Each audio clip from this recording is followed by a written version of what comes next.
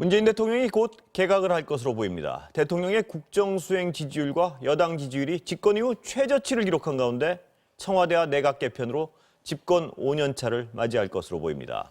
문재인 대통령은 오늘 국무회의를 주재하고 민생과 방역, 경제 회복에 총력을 다하겠다는 메시지를 전했습니다. 한번 들어보겠습니다. 그러나 아직 코로나와의 전쟁은 끝나지 않았고 민생의 어려움은 지속되고 있습니다. 국가의 미래를 위해 추진해야 할 과제도 산적해 있습니다. 2021년 새해에는 더욱 강한 책임감과 비상한 각오로 국가적 위기 극복과 대한민국의 도약을 위해 더 큰 힘을 내주시기 바랍니다. 정부는 방역과 경제의 동반 성공을 위해 전력을 다하고 있습니다. 방역 모범 국가에 이어 백신과 치료제까지 세 박자를 모두 갖춘 코로나 극복 모범 국가가 되는 것이 우리의 당면 목표입니다. 또한 빠른 경제 회복과 코로나가 키운 불평등을 해결하는 것이 우리 앞에 놓인 또 하나의 큰 과제입니다. 황혜진 선임 기자 모셨습니다. 어서 오세요. 안녕하세요. 개각이요? 네.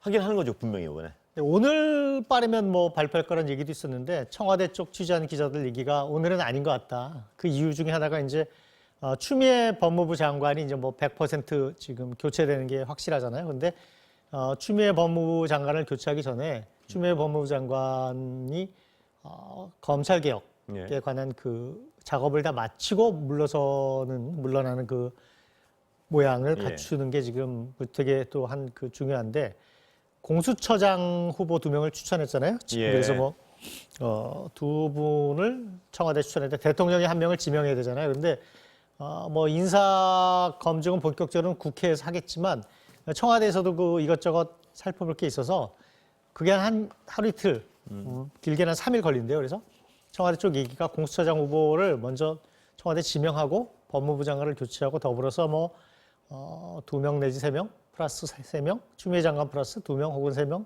더 하는 그 안이 지금 뭐 민주당 쪽이나 그런 쪽에서 그 정도 개각이 있지 않겠느냐.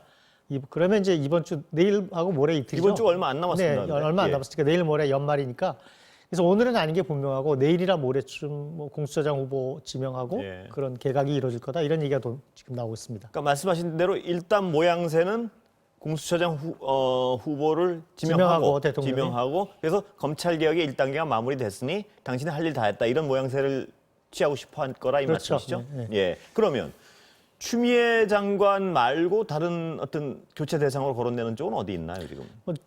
농림수산장관, 뭐 문화체육부, 산업자원부 몇 곳이 거론이 되는데 지금 장관 또 가장 중요한 건 뭐 박영선 지금 중소 벤처기업부 장관의 서울시장 아마 출마 생각을 이제 굳힌 모양인데. 아 그렇습니까? 그러면 이번 개각에는 좀 들어가기 힘들 것 같고 뭐 그래서 내각 개편을 한 번 그 정세균 총리가 2번 정도 할 거라고 그러는데 실제로 한 3번 할 가능성도 좀 있고 그렇죠. 그래서 그런데 그래서 다른 장관들도 몇 명 있는데 지금 청와대 쪽에서 흘러나오는 얘기가 근데 장관 후보자들 이렇게 구하는 게 쉽지 않고 또 현안도 있고 그래가지고 어떻게 보면 공수처장 후보 지명하고 추미애 장관만 원포인트로 바꾼 다음에 해가 바뀐 다음에 개각을 박영선 서울시장 출마를 그 결심을 굳히고 대통령에게 그 뜻을 밝히면 내년 초에 개각을 한 다음에 청와대 참모들 노영민 비서실장, 뭐 김상조 정책실장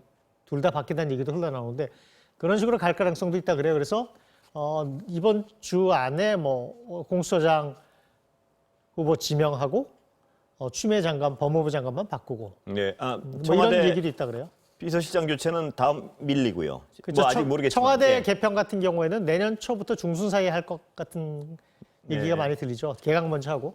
시간은 밀리더라도 비서실장하고 정책실장이 바뀐다는 설은 좀 많죠? 근데 노영민 비서실장은 뭐 이미 사의를 여러 번 표명했고요. 뭐 재임한 지도 2년 됐고 김상조 정책실장 같은 경우에도 지금 그 대통령은 그 경제부총리하고 김상조 정책실장이 코로나 와중에 그래도 경제 위기에서 상당히 선방을 했다 이렇게 평가를 하고 있대요. 그래서 김상조 실장 교체에 대해서 어떤 생각인지 잘 모르겠지만 당 쪽에서는 그 바꿔야 되는 것 아니냐. 특히 코로나19 백신 관련해서 여러 가지 지금 난맥상이 있는데 정부와 청와대 입장은 이게 야당의 그 비난은 너무 도가 심한 거고 스스로 우리를 깎아내리는 것이다. 어제 대통령이 뭐 백신 관련해서 분명하게 정리를 했지만 그런 입장은 분명하지만 그럼에도 불구하고 뭔가 이렇게 판단 착오가 있고 정무적인 판단, 홍보, 국민에게 알리는 것, 뭐 그다음에 좀 더 서두르고 좀 더 과감하고 좀 더 많은 양을 확보해서 이런 그 혼선이 빚어지지 않게 하는데 김상조 실장이 그 역할을 제대로 한 것이냐, 제대로 했느냐 이런 비판이 있어서 네. 당에서 바꿔달라고 하는 그런 요청이 많고 아마 언론에 도는 얘기들도 당 쪽에서 흘러나오는 얘기, 당의 의사가 상당히 강하게 반영된 걸로 보이죠. 자, 하나하나 짚어볼까요? 지금 그 개각 얘기가 뭐 원래 이러저런 사유로 개각이 거론될 수밖에 없는 상황이지만 이 와중에 더욱 개각 얘기가 그 부각되는 이유가 문재인 대통령이 지금 집권 이후에 가장 큰 위기라고 볼 수 있는 상황입니다. 여러 가지 상황이. 그랑도 그렇죠. 맞물려 있겠죠. 예. 위기는 세 가지죠. 일단 윤석열 문제. 예. 검찰개혁 과정에서 윤석열 검찰총장이 지금 이제 정부와 여권의 시각은 검찰개혁을 막기 위해서 조국 법무부 장관 내정자에 대해서 불필요하게 정치적, 그다음에 사심 있는 수사를 냈고 예. 먼지털이 수사를 냈고 그 예를 들어서 뭐 혐의의 그 규모와 경중에 상관없이 저인망식, 과도한 예. 저인망 수사를 했고 특수부 검사들을 총동원해서 무슨 큰 대규모 비리를 털었다. 그건 뭐냐? 대통령의 인사권에 관여하고 도전한 것이고 결국 검찰 개혁을 막기 위한 검찰 기득권 세력의 대표로 수장으로 행동한 행동한 건 아니냐 이런 그런 게 깔려 있잖아요. 예. 그 와중에서 지금 그 윤석열 총장 문제가 계속 1년 정도 끌면서 그게 추미애 법무장관과의 갈등으로 비쳤고 또 추미애 장관이 사실 도대체 자를 거면은 잘 자르지 일을 왜 이렇게 해가지고 결국 법원에서 다 결과가 뒤집히고 두 네. 번이나 그런 것에 대한 불만도 있죠. 그래서 그 윤석열 문제 두 번째는 코로나 방역 과정에서 쭉 잘 막아오다가 지금 뭐 1,000명대가 백신 계속 문제. 3차 유행이 오면서 국민들이 불안한데 1년 동안 사실은 자영업자들부터 온 국민이 고생을 많이 했잖아요. 그게 뭐 우리나라는 그중에 잘 막은 편이지만 객관적으로도 그럼에도 불구하고 국민들이 힘든 건 분명하죠. 거기에 백신 다른 나라에서 맞으니까 네. 야 우리도 빨리 가져서 안 돼. 이거 좀 빨리 끝내자. 너무 괴롭다. 이런 여론이 있죠 분명히. 야당이 그 지점을 공격한 것이고요. 거기에 또 하나가 이제 앞으로 뭐 그 두 가지 문제에다 경제 문제 같은 것들이 다 연결이 돼서 지금 지지율이 출렁이고 또 부동산 문제가 기저질환처럼 지금 깔려 있죠. 그래서 윤석열 문제, 백신 및 코로나 방역 문제, 부동산 문제 이 세 가지가 지금 얽혀가지고 불과 뭐 총선에서 압승을 거둔 지 1년도 안 돼서 지금 어떻게 돼 보면 집권이 가장 큰 위기 순간이 왔는데 예. 그거를 이제 지금 문 대통령이 사실 직접 나서서 지금 정리를 하고 있는 거잖아요. 그래서 일단 윤석열 총장에 대한 그 징계 문제가 법원에서 일단 가처분 받아들였을 때 결국 대통령이 법원의 결정을 존중한다. 국민께 혼란을 미쳐서 사과드린다고 사과를 했죠. 사과를 하고 검찰도 그렇지만 권한 사용에 자제하고 예. 경고를 경고도 했죠. 했죠. 일단 그 대통령이 나섰죠. 그리고 백신 문제 어제 대통령이 얘기했죠. 오늘 또 모더나 CEO하고 직접 통화해서 뭐 2천만 명 추가로 빨리 도입하기로 두 가지 이제 수량과 대통령이 시기까지 나서 못 박았습니다. 네, 그래서 예. 문 대통령이 결국 직접 나서서 이제 큰 문제들을 지금 뭐 쭉 정리하는 거고 부동산 문제도 어쨌든 국토부 장관을 바꿨죠. 그래서 뭐 당장 해결은 안 되겠지만 그런 와중에서 내각 개편, 참모 개편들도 결국 내년 지나면 1년 남은 거잖아요. 대통령 임기. 그렇습니다. 그러니까 그 마지막 국정 난맥상이랄까 지금 그 여러 가지 어려움들을 대통령이 정리하면서 내각 진영도 새로 짜고 청와대 참모도 새로 짜고 해서 마지막 1년을 뭐 보내겠다. 새로운 어제는 참모들이랑 회의를 했죠. 오늘은 뭐 국무회의 하면서 결국 대통령의 메시지는 일관적으로 매일같이 내는 메시지는 난제들을 하나하나 해결하면서 새로운 진영으로 마지막 1년을 잘 성과를 내겠다. 뭐 이런 지금 메시지로 보여요. 지금 말씀하셨지만 그 세 가지 사안에 대한 어떤 명백한 돌파구를 못 만들고 이런 상황에서 끌려가게 되면 내년에 레임덕이 오는 거는 뭐 자명한 사실 같은데요. 지금 상황을 돌파해야겠다는 어떤 강한 위기의식이 있는 것 같습니다. 그래서 레임덕이라는 건 어떻게 봅니까? 예를 들어서 레임덕은 대통령의 임기가 이제 얼마 안 남으면서 대통령의 권위가 사라지는데 거기다 여론 지지율이 떨어지면 대통령의 말을 공무원들이 안 듣기 시작하고 그리고 일단 눈치를 보기 시작하죠. 그런 관료들 그런 것도 있고 그러면서 그 흔한 말로 뭐 그게 이제 국정 동력이 떨어진다고 예. 얘기하는데 거기에 집권당의 재집권 가능성이 떨어지면 그야말로 레임덕이 우스우는 거죠. 근데 예.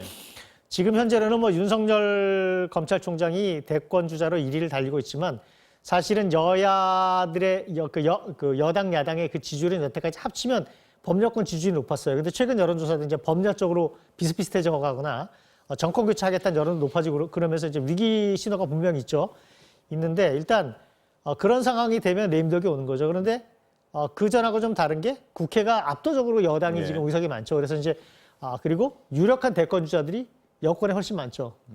현재로서는 또 재집권 가능성이 아직은 여권이 높죠. 예. 윤석열이라는 그 변수는 굉장히 불확실하고 그러면 자체 발광체라기보다는 문재인 정부에 대한 비판 세력의 반사체니까 예. 그런 면에서는 이제 여러 가지 변수가 있지만 그래서 아직까지는 뭐 레임덕으로 가지 않을 여러 가지 이제 여러 그 가지 기회와 정황이 정책 수단이 예. 수단이 있어서 대통령이 아마 직접 나서 지금 백신 문제, 그다음에 그 경제 문제, 검찰 문제, 검찰 문제 예. 다 지금 정리를 하고 있죠. 그래서 아마 지금 새로 진영을 짜고 문제를 추스리고 나머지 문제들을 해결하겠다. 뭐 이런 걸로 보이죠. 자, 그럼 그 경제 문제는 잠깐 바뀌었고요. 네. 그다음에 이제 부동산은 여러 가지 대안을 내놨고 지금 가장 시급한 건 검찰 개혁인 것 같은데요. 여러 가지 어떤 법원의 판단 때문에 가장 시끄러웠는데 성과는 없는. 지금 공수처 출범하면 이제 하나의 성과가 나타나는 거고 여권 입장에서는요.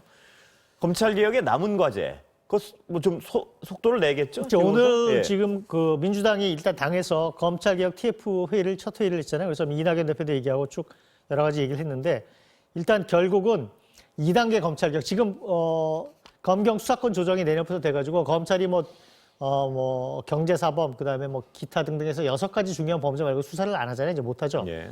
근데 결국은 민주당이 생각하는 거는 뭐 다 알려진 얘기지만 결국 수사와 기소권을 완전히 분리해서 결국 검찰에서 수사를 못하게 하겠다. 뭐 FBI 비슷한 그런 뭐 국가 수사 기관 같은 걸 만들어서 하든지 그래서 경찰에다 넘겨주든지 뭐 그런 여러 가지 방안이 있는데 결국은 그 검찰의 비대한 권력이라는 게 수사권, 기소권 다 갖고 있는 그 권력. 그러면서 거기서 생겼다고 보는 거죠. 그래서 검찰 개혁을 제대로서 하겠다. 그리고 지금 패착 중에 하나가 너무 윤석열 문제에 매달려서 저게 시스템의 문제가 아니라 사람의 문제로 이렇게 수렴이 돼가지고 추미애 윤석열의 마치 그 싸움처럼 비춰져서 국민들 피로감을 국민들 주고 피로감을 예. 높였다 이런 반성이 있기 때문에 그런 시스템 개혁 쪽으로 뭐 쭉 가는 건데 오늘 그래서 이낙연 대표가 이제 뭐 윤석열 검찰총장 탄핵하자는 주장이 쭉 있잖아요. 네. 그런데 일단 이낙연 대표가 개인의 문제를 몰지 말고 시스템으로 문제를 보자 이렇게 이제 정리를 한 상태인데 내부에서는 아직 불분하죠. 탄핵 부분에 있어서는 제가 여기 정치인들 나오면 계속 물어보는 게 네. 탄핵 부분에 있어서는 분명히 여권에 분명한 목소리가 있는 것도 사실인 것 같습니다. 아직까지는 반대 어떤 조심하는 목소리가 많은 다수인 건 분명한 사실인데 해야 된다는 목소리도 분명하게 굉장히 많죠. 예. 지금 김두관 의원이 가장 대권 주자 한 사람이 김두관 의원이 가장 강력하게 주장하고 민영배 의원도 청와대에 있던 역풍은 없다 이런 글을 올리고 오마이TV인가 그거를 추미애 법무부 장관이 뭐 링크를 하고 예. 그렇죠. 그래서 이거는 지금 민주당의 기본적인 오래된 그 인식이 있어 어떻게 보면은 그 노무현 대통령 서거 이후 쭉 관통하는 게 민주당 정권이나 이른바 민주진보 정권이 집권해서 검찰 개혁을 하려고 하면 검찰, 그다음에 보수야당, 예. 보수 언론 이 삼각 동맹이 집요하게 공격한다. 검찰은 수사권을 가지고 이른바 뭐 살아있는 권력, 집권 여당의 그 모든 그 쥐털만한 비리들도 다 털어내서 엄청난 수사를 벌여서 정권의 정당성을 약화시키고 언론은 공격하고 보수 야당도 트라이앵글에 대해서 공격하다 예. 이런 지금 인식이 있잖아요. 분명한 어떤 그 공유된 인식이 있죠. 인식이 있죠. 그런 민주당 여권에서는. 안에는 예. 그러니까 윤석열 검찰총장의 탄핵을 찬성하건 탄성하지 않건 그 이 인식에 의식은 대해서는 다 공유하고 있는 거죠. 그렇죠. 집권 광범위하게 여당은. 공유돼 예. 있죠. 공유하고 있죠. 그게 결정적인 노무현 전 대통령 서거 예. 그 이유인데 그렇지만 이제 그래서 그 탄핵 주장을 놓고 이낙연 민주당 대표가 이제 어제 중진들 만나서 쭉 3, 4일 얘기를 하니까 중진들 내부에서는 역풍이 분다. 그리고 2개월 징계도 지금 법원에서 이렇게 뭐랄까 뒤집혔는데 예. 이게 국회에서는 통과 뭐 여당의 압도적 의석이니까 민주당이 통과시키겠지만 헌재 가서 이게 헌재가 어떻게 될지 인용을 모른다. 하겠느냐. 예. 거기서 이게 거꾸러지면 더 큰 역풍이 불고 오히려 부작용이 심하니까 이거는 과유불급이다 이런 여론이 많았다고 해요. 그렇지만 민주당 안에도 탄핵을 주장하는 세력이 분명히 굉장히 많죠. 그리고 오늘도 분명한 목소리를 내는 네, 것도 오늘도 초선의원들 예. 모여갖고 뭐 이낙연 대표가 시스템으로 개혁으로 가자고 이렇게 정리를 했음에도 불구하고 초선의원들 모여가지고 뭐 윤석열 탄핵 논의를 하자 이렇게 모여서 지금 뭐 기자회견도 하고 그랬던 모양인데 민주당 안에 탄핵까지 시도라도 해보자고 생각하는 그 엄청난 분노하는 의원들이 굉장히 많죠. 그 강성 지지자들도 지지하고. 말씀하신 그 부분 중에 또 그런 목소리가 강한 일각에서 강한 이유가 헌재에서도 가능하다는 어떤 그런 논의도 많이 이루어지고 있는 것 같습니다. 어제 얘기를 들어보니까 헌재에서도 결코 불가능한 사안이 아니다. 아니다. 뭐 예, 그런 뭐 이런 주장도 있지만 예, 그게 일단 뭐 다수설은 아닌 것 같습니다. 다수설은 그리고 아니고요. 예. 그게 또 이런 것도 있습니다. 탄핵을 하게 되면 이게 또 다시 윤석열 개인의 문제로 가고 민주당과 윤석열 대결 국면으로 가면 이게 과연 국민 여론의 호응을 받을 수 있겠느냐라는 거를 생각하지 않을 수 없어요. 그래서 지금 그리고 문재인 대통령이 이 사태를 정리했잖아요. 법원의 판결을 존중하고 국민들에게 이게 혼란과 뭐 이런 걸 들여서 정국 혼란 들여서 죄송하다. 그리고 검찰은 권한을 남용하지 말아라. 이런 식으로 문재인 대통령이 정리를 한 사안이기 때문에 여권으로서도 이게 다시 윤석열 개인을 공격하는 모양새처럼 비춰지는 게 대단히 부담스러워서 아마 그 다수설로 가기는 어렵지 않을까 탄핵안이 그렇게 생각이 듭니다. 그 부분이 지금 여당이 부글부글 끓고 있는 게요. 아까 그 황 기자 말씀하셨지만 지금 집권 여당과 그 집권 여당의 지지층의 분명한 어떤 규정은 검찰과 법원 일부 세력, 보수 야당, 그 다음에 보수 언론 이 어떤 기득권이 똘똘 뭉쳐가지고 지금 이 개혁에 저항하는 이게 지금 집권 여당과 집권 여당 지지 세력의 분명한 규정 아니겠습니까? 그렇죠. 검찰뿐 아니라 법조 사법부 일부의 그 판사들이죠. 판사 일부들 중에 그 수구적인 이른바 뭐 법복 귀족이라고 지금 지칭하던데 동맹의 일각이라고 민주당을 뭐 민주진보 세력을 공격한다. 동맹의 일각이다. 그렇죠. 예. 뭐 법원까지 가세했다. 뭐 이렇게 예. 얘기를 하는데 그래서 이제 그런 강성 지지자들 민주당하고 문재인 대통령 강성 지지자들이 이제 그냥 굉장히 지금 엄청나게 분노가 굉장히 뭐 간단치 않은 상황인데 그래서 그걸 의식해서 윤석열 그 검찰총장 탄핵을 안 하겠다 이렇게는 뭐 명확하게 못 받고 얘기는 안 하죠. 그러니까 그런 어떤 방금 말씀하신 그 보수 어떤 기득권자들의 연합이라는 어떤 개념에는 정확히 동의를 하는 그게 절대 다수가 동의를 하는데 그걸 해결하는 방법론에 대해서 지금 약간 엇갈리고 있는 거죠. 그렇죠. 탄핵이랄까. 윤석열 검찰총장 개인을 공격하고 또 윤석열 검찰총장을 타켓으로 공격하는 모양새가 되는 게 지금까지 1년 동안 보면 국민 여론의 큰 호응을 못 받을 가능성이 높기 때문에 예. 그런 식으로는 가지 말자. 차라리 그 검찰개혁 시즌2에 제도 개혁을 더 하자라는 쪽으로 지금 정리는 돼가고 있는데 그래도 강성 지지자들에 대한 분노가 워낙 커서 예. 한동안 저 탄핵 얘기가 한동안 쉽게 가라앉지 상관되지는 않을 않을 것이다. 가능성이 많죠. 예. 자, 그럼 내년 서울시장 여당 얘기 좀 해볼까요? 네. 아까 말씀하셨지만 박영선 장관이 마음이 그쪽으로 굳혔다고요.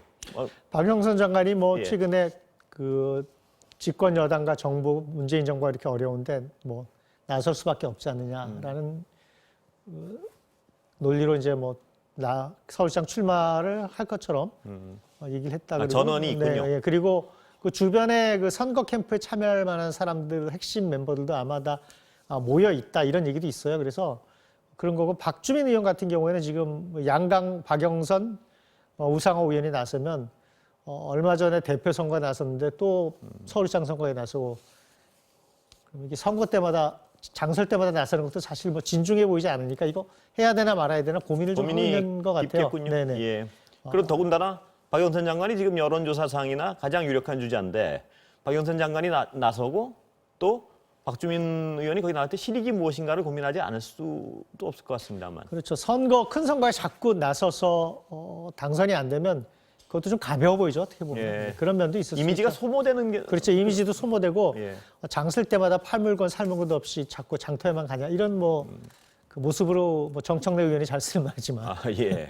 그렇게 비칠 수도 있죠. 장 있을 때마다 나오냐. 본인 입장에서는 고민을 안 할 수 없겠군요. 그렇죠. 팔물건이 있거나 살물건이 있어야지. 예. 장 쓴다고 옷 차려입고 나오냐. 뭐 이런 이미지도 소모될 수 있으니까 그 쉬운 문제는 아니죠. 지금 여론상 아까도 말씀하셨지만 대선 주자 여론조사하면 뭐 윤석열 총장이 1등이 나오는 곳 오차범위 밖에 네. 있고 민주당과 집권 세력으로서는 여러 가지 상황이 좋지 않은데 서울시장도 모르는 거란 위기감이 있는 거죠 지금. 뭐 그렇죠. 서울 지금 지지율이 꾸준히 뭐 오차범위 안이기도 하고 바뀌기도 하고 이럴 때도 있지만 정당 지지율이 지금 국민의힘이 계속 이기는 경우가 많잖아요. 지금. 예. 그래서 그 특히 부동산, 뭐 밑바닥 인심이 좋지 않고 코로나19 위기가 길어지면 피해를 보는 사람들이 많기 때문에 특히 피해가 심각한 그 영세상인 자영업자들이 정부에 대한 지지율이 굉장히 떨어져 있어요. 예. 그래서 선거라는 게 그 쉽지 않아요. 지금 박영선 장관의 개인기나 인기가 높다 그래도 여성 후보라고 장점도 있고 그래도 서울시장 선거를 예를 들어서 뭐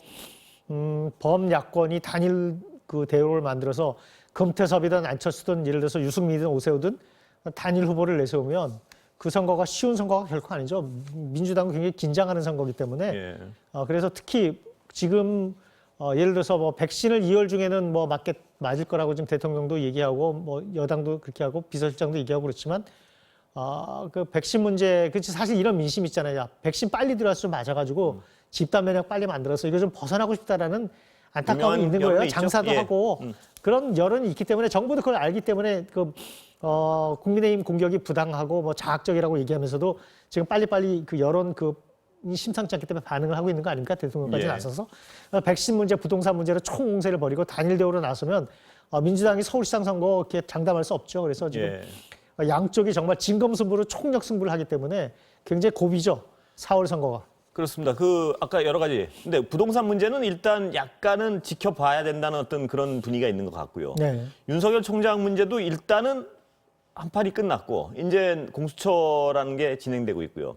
백신이 야당은 굉장히 어떤 좋은 재료로 생각하고 공격을 계속할 것 같습니다. 보니까. 백신 문제는 백신이 와서 맞을 때까지 공격할 거죠. 그렇겠죠. 예. 공격할 거고 여러 가지 소재가 많죠. 그래서 이제 뭐 아스트라제네카 문제도 있고 계속 있는데 이게 그 의학적이고 과학적인 문제이기도 하지만 심리적이고 또 국민들의 마음의 문제고 불안의 네. 문제가 그렇기 때문에 백신 그 자체를 들여오고 뭐 그런 것도 좋지만 국민들에게 설명하고 불안을 줄여주고 계획을 알려주고 그리고 어느 식으로 우리가 벗어날 수 있다는 안심감, 믿음감 이런 정무적인 절차들이 굉장히 중요해요. 말씀하신 바로 그 부분이 굉장히 크다는 공통된 인식 때문에 대통령도 오늘 그 모더나 계약 물량이 2배고 시기까지 못 박아온 것도 그런 어떤 여러 가지 상황에서 이해할 수 있는 부분이 있습니다. 그렇죠. 과학적으로 지금 뭐 이렇게 백신을 빨리 맞는 것보다 결국은 끝 지점에 가서 집단 면역이 형성되는 시점이 중요하고 그다음에 뭐 그런 의미에서는 지금 한 달, 2달 빨리 맞는 게 중요한 게 아니다라는 설명이